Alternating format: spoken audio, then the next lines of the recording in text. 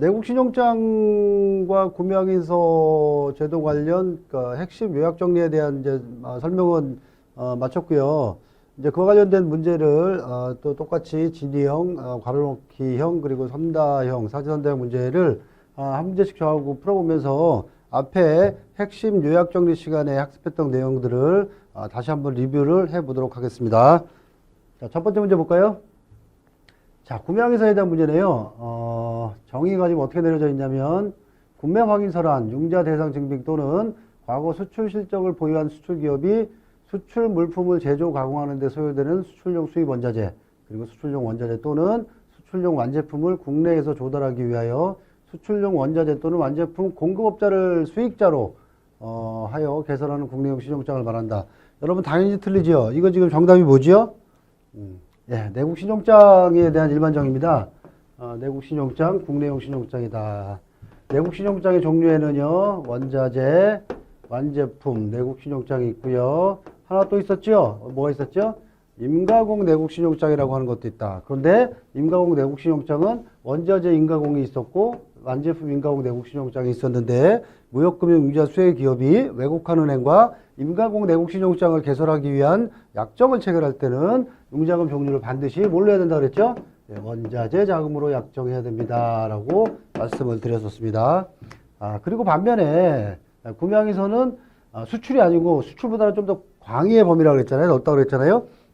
수출을 포함한 외화 획득용, 원료, 용역 또는 전자적 형태의 무채물, 물품 등으로 사용하기 위해서 국내에서 구매할 때 내국 신용장을 개설할 수 없는 경우에 본인의 현금을 주고 물건을 구매해야 되는데 내국 신용장에서 주어지는 거래에서 주어지는 똑같은 부가가치세 영세율 또는 관세환급 등의 혜택을 받기 위해서 꼭 발급받아야 되는 그 서류를 바로 구매확인서라고 한다라고 일반 정의를 내려드렸었습니다.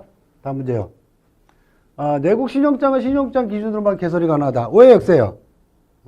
X잖아요. 그죠? 내국 신용장은 뭘요? 신용장 기준으로도 가능하고 과거 수출 내지는 공급 실적 기준으로 모두 가능하다. 그렇지만 뭐는? 예, 구매 확인서는 뭐는 안 된다? 예, 그 발급 근거 서류가 있어야지만 가능하고 과거 실적을 기준으로는 발급할 수 없다라고 하는 게 내국 신용장과 구매 확인서의 차이입니다. 라고 제가 요약 정리 시간에 여러분들한테 말씀을 드렸었습니다. 꼭 기억을 해주세요. 세 번째. 그래서 지금 여기서 해설에 나와 있네요. 자, 그리고 보시고 다음 문제 한번 볼까요? 다음 문제는 내국 신용장에 의한 물품 거래 시 부가가치세 영세율 적용이 불가하다. 이게 말도 안 되는 소리잖아요. 그죠? 이것 때문에 부가가치세 영세율하고요. 관세환급 등의 혜택이 주어지기 때문에 거래 외국환 은행을 통해서 내국 신용장을 개설하고 그리고 그 신용장에 근거해가지고 물품을 구매해가지고 수출 내지는 공급으로 연결을 시키는 건데 이게 없다면 말이 안 되는 거죠. 이건 당연히 X가 돼야 돼요. 내국 신용장뿐만 아니고 여러분 내국 신용장도 포함이 되지만 이 구매확인서에 의한 거래도 뭐라 그랬어요? 부가가치세 영세율 그리고 관세환급 혜택이 동일하게 주어집니다. 라고 정의를 내려드렸었습니다. 내국 신용장은 국내용 신용장이므로 당사자 간의 합의 없이 조건 변경 및 취소가 가능하다. 말도 안 되는 소리예요. 또 이거 역시도 내국 신용장 개설 조건의 1번이 여러분 뭐였었어요? 내국 신용장은 3자에게 양도할 수 없는, 양도 불가능한 뭐라 그랬습니까?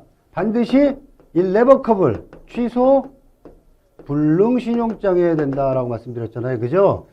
내국 신용장에 취소 가능 신용장은 없어요. 그래서 조건 변경 및 취소가 가능하다라고 하는 거는 다 명확히 오답입니다.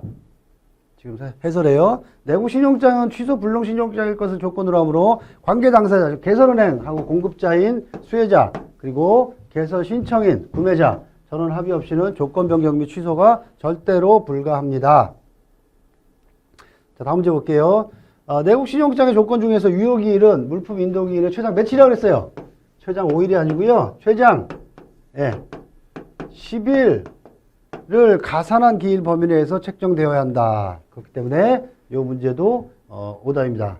유효기일은 최장 5일이고요. 다만 내국 신용장의 유효기일은 이 내국 신용장을 개설해서 물건을 사가지고 수출할 거기 때문에 마스터씨 수출 신용장 등의 선적 인도기일 반드시 앞에 거래가 이루어져야 된다라고 하는 것도 추가되는 설명이라고 말씀을 드릴 수 있겠습니다.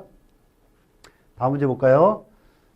신용장 기준 원자재 내국 신용장 개설 금액은 근거 서류인 수출 신용장 등의 본선 인도 조건 금액 범위 내이다. 여러분 이 문제 한번 봐줘 보세요. 이게 O일 것 같아요, X일 것 같아요? 이거는 이 문제는요, 여러분 무역금융 시간에도 나왔던 거예요. 무역금융에 저희가 융자금 종류를 얘기하면서 같은 맥락이거든요, 이게. 무역금융 융자금 종류를 저희가 말씀을 드릴 때 한국은행에서 지시했다 그랬잖아요. 한 번에 주지 마세요. 자금, 생산 단계별로 자금 소요 시기별로 나눠서 지원을 해주세요. 그래서 만들어진 게 뭡니까? 용도별 금융 아닙니까? 용도별 금융. 뭐 포괄 금융이 따로 있기는 하지만 포괄 금융이라는 게 있긴 하지만 용도별 금융이 그래서 나온 거잖아요. 여기 있는 게 뭐예요? 1번 원자재, 2번 생산. 요 두 개는 자사 생산업체. 그 다음에 마지막으로 완제품이라는 게 있지 않습니까? 이거는 공장이 없는 타사업체들. 이렇게 정의 내렸던 거잖아요. 그죠? 자, 원자재 내국 신용장을 개설한다는 얘기는 무역금융에서 원자재 자금을 융자 지원한다는 얘기고요. 여기까지는 맞아요. 신용장 기준이기 때문에 근거서류인 수출 신용장에 들어왔다 이거죠. 본선인도 조건도 맞아요. 무역금융은 물품 제조 비용을 지원해 주는 거지 운임이나 보험료까지 지원해 주는 여신이 아니거든요. 여기까지 맞는데 뭐라고 돼 있어요? 인도 조건 금액 범위 내라고 돼 있잖아요. 그렇다면 이거 다란 얘기거든요, 여러분. 원자재하고 생산이 포함 금액. 이게 본선 인도 조건 금액 범위 내로 들어오면 이거 다를 지원해 준다는 얘기거든요. 이게 아니잖아요. 원자재 내국 신용장 개설은 어떻게 해야 돼요? 해설 한번 볼까요, 한번? 원자재 내국 신용장의 개설 금액은 근거 서류인 여기 금액에 뭐만큼이 돼야 됩니까? 무역금융하고 똑같아요. 원자재 의존액 내지는 원자재 의존율 범위 내에서. 무슨 얘기인지 이해하셨죠? 완제품은요? 아니잖아요. 완제품 이거 두 개 나누면 다잖아요, 이거. 그러니까 완제품 자금을 설명을 만약 문제에서 이게 만약에 원자재가 아니고 완제품 내국 신용장을 신용장의 개설 금액은 수출 신용장 등의 본선 인도 조건 금액 범위 내이다라고 물어봤다면 이 문제는 O가 돼야 되는 거예요. 근데 지금 여기서 원자재 내국 신용장이라고 그랬기 때문에 이것 때문에 정답이 X가 되는 겁니다. 자, 구매하기서에서 구매 가능한 물품은 수출용 원자재 및 수출용 완제품이다. 이거는 온 것 같아요, X인 것 같아요. 네, 정답은 뭐가 돼야 돼요? 네, X가 돼야 되죠. 아까 제가 내국 신용장과 구매하기서 제도를 말씀드리면서 구매하기서 제도의 어떤 정의와 일반 개념을 정리를 해드리면서 뭐라 그랬냐면 구매하기서는 은행 지급 보증인 내국 신용장을 개설할 수 없는 업체가 나도 수출하는데 나는 내 돈 주고 물건을 살 수밖에 없다. 하지만 내국 신용장 개설이라고 하는 여신 지원을 통해서 무역금융 융자 지원을 통해서 거래를 하고 수출을 하고 그리고 수출 기업에게 주어지는 부가가치세 영세율 적용 혜택 그리고 관세상급 혜택을 받는 그런 혜택을 나 역시도 수출한다면 똑같이 받아야 되는 거 아니냐 그죠? 그게 구매항에서 제도라고 했잖아요. 그러니까 구매항에서 발급 받으세요. 현금으로 물건 사시더라도 수출한다면 근데 뭐가 있다 그랬어요? 수출에다가 구매항에서는 뭐가 다 포함된다 그랬어요? 요거라 그랬잖아요. 요거.